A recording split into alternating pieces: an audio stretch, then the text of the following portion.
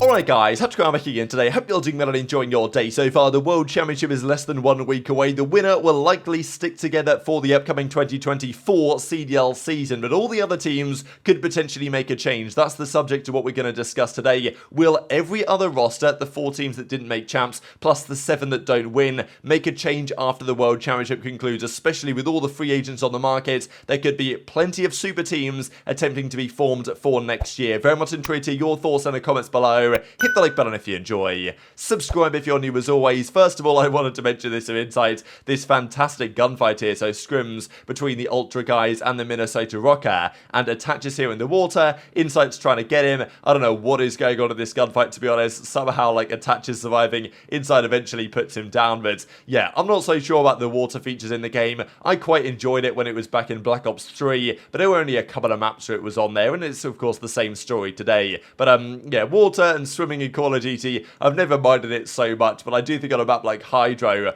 I think when Hydro was first kind of played in the game, people were like, there's no way this map is going to be played competitively, right? There's water everywhere, but it was, and in fairness, back in Black Ops 3, Hunted was a pretty viable map for search and destroy, and they had water going all the way through the middle of it, and was a lot of good fun, but that's Black Ops 3. Nowadays, we're playing a rather different game. Thought some interesting stats here, actually, from Tim Takes CDL, so he works on the CDL and Esports engine side, on the percentage of respawn kills from the Scar and the Vaznev, i.e. who are the actual flexes in the game. So this is a big debate actually on whether the flex role, because right now we consider it to be 2 SMGs, an entry SMG, a more slaying SMG, which is, you know, you look at a team like, let's just say the New York subliners right now, it's kind of how it goes. Kismet's the fastest guy, Hydra's the slaying SMG, and then you've got Priester as the flex, and then Skies as the main AR. That's your standard team composition as it stands, and it has been that way for some time. Back in the day though, the flex role was slightly different, and sometimes there was a flex weapon. Like you look at Black Ops 4, right?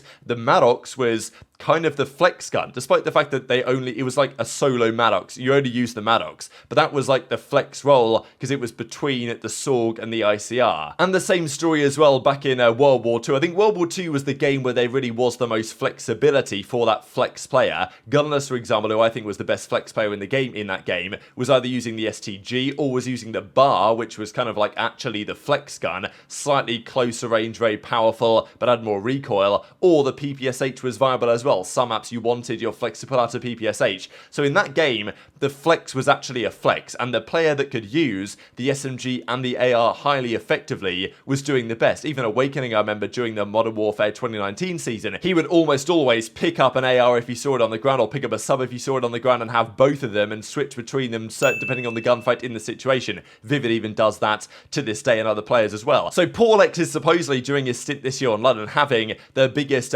flexibility of a player, I suppose. 57% of kills from the Scar, 43% from the Vaznev. Fame has a slightly different approach here, but obviously he was an AR and now has become an SMG, so he's a bit of an outlier. Nasty outside of that is probably the most flexible, 67% Scar, but still, we go further down. It's basically 2 ARs, 2 SMGs, right? I mean, from Priester, from Ghosty, from Temp, it's 10-15% of kills with the Vaznev, the rest of them with the Scar. And we also get the same thing here, so Drazah asked what his percentage is, and it's 94% Scar, 6% Vaznev for him. So I wish we had a world in which the flex role wasn't just a second AR, because the flex doesn't really exist right now. Most of the time, it's just a second AR. Back in the day, that second AR player would actually be flexing between weapons on certain hard points and certain hills. It still happens in a small respect, but not as much as it once did. But obviously, we can't fully control what we would like the meta to be. Let's talk then about the World Championship and what we can expect to happen. This is the tier list that the Flank guys came up with last night. This is, I'll just bring it up on the full screen actually here. So here we go. This is what they created. This is an entire season tier list. This is not exactly what you might have made if it's like day 1 of champs tier list, but I don't think it's too far away. The way I kind of look at these power rankings is in terms of which team has the most likely chance to win. I would say right now that is FaZe, and then right behind them I would probably say it's the subliners, especially given the brackets. Then you're looking at Ultra maybe, then Thieves, then OpTic. I think honestly the rankings here are pretty good. I mean, you have to go down to the C tier to find Minnesota, Rokkr and Boston. Surge down there in the D tier, which honestly is understandable given the fact that they almost didn't make champs. They arguably didn't deserve to make champs on their performance and getting 3-0 bodied by Vegas at the end of the tournament. But this is what they came up with. FaZe S tier on their own is definitely going to be controversial after Subliners just won the most recent event, but this was for them an entire season tier list where despite Subliners winning 2 events, they did fall short. They got a top 12, they got a top 8, so they were nowhere near as consistent as FaZe. And even going into champs, I still think FaZe are the marginal favourites, just on that consistency that Subliners haven't necessarily showed. But what happens at champs massively will determine what happens in the off-season. Only one of these teams can win. I would expect it to be one of these top 5, and one of these top 5 has to get top 6, because that's how the bracket works. Only 4 teams can get top 4, so one of OpTic, Ultra, and also the way the bracket goes. Let's say OpTic beat Boston and then lose to Subliners, for example. OpTic will play the loser of Ultra and Thieves in losers. So the way it will probably be is that one of the Subliners, Ultra, Thieves, or OpTic will get top 6, which, if that's the case, they're certainly going to make a change. And honestly, even if you make, late on to Saturday, you make top 4, you make top 3, that does not guarantee you're going to stick it out. Case in point, this team is still one of the only teams that hasn't played an Expo Control all year. Like, you want what's crazy? It's crazy to me the way they're operating right now. And you want to know what's nuts? Ravens, they have 1 LAN win the entire year. Yeah. They have more. They have more notable LAN wins than the Seattle do, because technically, in 2023, Ravens beat Boston, and Boston is a team going to champs. Seattle only beat LAG, and LAG is a team that obviously isn't going to champs. So technically, yeah. Listen, as I'm looking at these teams, I feel like this offseason is gonna be crazy. I can see like 90% of these teams changing. I can see like literally almost everybody changing, but maybe like 2 teams. I don't. You know what I'll say about this? There's the reason it could get kind of wild is Seattle is definitely going to make a change. Thieves have 4 free agents, so that can get kind of wild. OpTic, if they don't win, might try and pick up Pred. And then who knows what Rokkr does? But Boston the problem, has an obvious need, bro. The and problem New York with should this, probably stick. Yeah, but the problem with this whole Rostermania is like, look at everybody on C and Cancun right now. The only player on all of those teams that I would even want is Pred. I don't want any of those other players if I'm building None like of them? if you're building like a top team to win, like. I'll say this, Pat, is I think Boston kind of needs some veteran leadership on their team. So there are a couple of players, specifically like a Clay, who could provide some good value in that situation. So they were roasting Seattle Surge, of course, as is understandable. They will most certainly be making changes going into next season. But which of the top teams are going to make moves? And this is the question I have. Will we see 11 teams change? In previous off seasons, we've seen maybe 9 teams, maybe 10 teams change. Usually, it's all the teams that fail to make to champs, right? Vegas, I'm sure things are going to happen there. We know that Los Angeles Guerrillas, that's not going to stay the same. London, for sure, that organization is in shambles to our understanding. And then, obviously Florida Mutineers, we know they're completely changing things around. So those 4 teams, no problem at all. The question is, of the champs teams, what's going to happen? Boston, I don't think, are happy with how they are right now. I'm sure they're going to make a move at the end of the season. We talked about some of the drama in that camp earlier on today. Rokkr, unless they get like top 2 or win, I think they're going to be making moves. There's a lot of options they could go with as well. So any of the players that are considered to be option extended, they are going to be unrestricted free agents at the end of the year. Kismet on Subliners is quite interesting because Kismet is a very valuable player for that team. Absolutely. I'm sure what he probably will do is renegotiate something pretty nice from a monetary perspective with the Subliners, because they know that Hydra Kiz duo is very valuable to their success as a team. But maybe another team thinks, you know what, Kismet's a pretty good enabler. Like, maybe Pred goes somewhere and he thinks, well, if Kismet comes along, could be very interesting. Especially as you'd imagine he has the leverage in those negotiations. But the other teams, though, when we look at OpTic, we look at Thieves, we look at FaZe, and even Toronto as well, they're definitely a team that could consider moves in the off-season if things don't go to plan. Hicksy came in. Obviously, Standy's not there anymore. Could they get Bance back? Would they want Bance back? These are some big questions. But only one of these teams can win. Let's say FaZe win, as they are the bookies' favourites to currently do. They will likely, well, I'm sure they'll stick it out into next season. Then you've got Thieves. Thieves might come second. They might come top 6.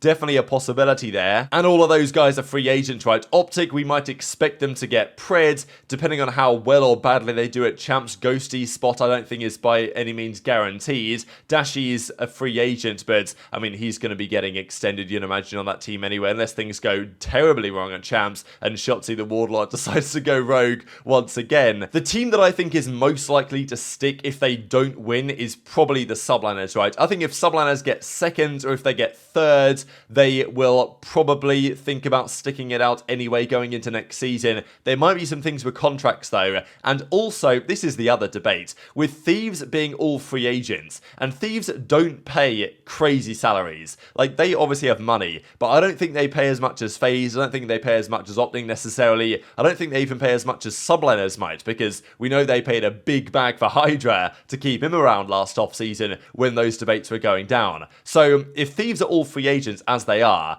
surely conversations will be had between some of those guys and potentially a team like the Subliners, potentially a team like the Surge, and, you know, you look at that kind of AR situation, like, Hydra and Kiz, I think, should stay, and I think probably will stay. Then you look at Skies, I think a very underrated piece of that team, but Priest is the player that, if things don't go so well at Champs, could he be upgraded from? Like, could a Drazah in there be very interesting? I think it could. Would that imply another partnership from, like, an AR perspective, right? Would the Subliners, if they lose to FaZe or they come top 3 or even top 4, would they think, you know what, do we need a bit of an upgrade on this AR perspective? Like, depending on how things go. So, many questions are going to be answered, but I think there's a good chance that 11 teams are going to change. If FaZe don't win, would they change? What's the upgrade from Slasher? Is there one? Would they go into the Pred debates? It's a really interesting question. So I think there's a very good chance here, looking at all these rosters and the amount of free agents there are, that there's 11 changes this offseason. And I think that Aix has a point that of the bottom teams, there aren't too many players who'd really want to be signing, but there's some options there from, you know, the likes of a Clayster, and even you look at the Vegas team, you think that maybe Temp, and I think Temp had another good season by his standards as well, and then you look down to maybe a JoeDeceives, and there's some promising players. I imagine a lot of those teams, though, will dip into challenges and switch things around there, and then you've got to consider what happens to Mack, to Sib, to Accuracy. You know, Sib's very talented, but is he quite good enough at the end of this season to prove that he deserves to go to a FaZe, for example? If they were to drop Slasher for some reason, I'm not sure I really buy that idea. So there's a lot of free agents here. I think we're going to see at least 10 teams changing, and I think we probably get 10 teams changing if we get like a FaZe Subliners Grand Finals with FaZe winning, but if that doesn't happen as the Grand Finals, I think there's a very good chance we get even 11 teams changing, with likely the winner will stick. But even Karma, I mean, it wasn't long ago that he said that even if OpTic were to win Champs, would they pass up on Pred? Especially because they just got a top 12 with this team, maybe they would consider it still, even if they were to win. And there's been events in the past where people have won Champs and then made a change, largely due to external circumstances, such as franchising, such as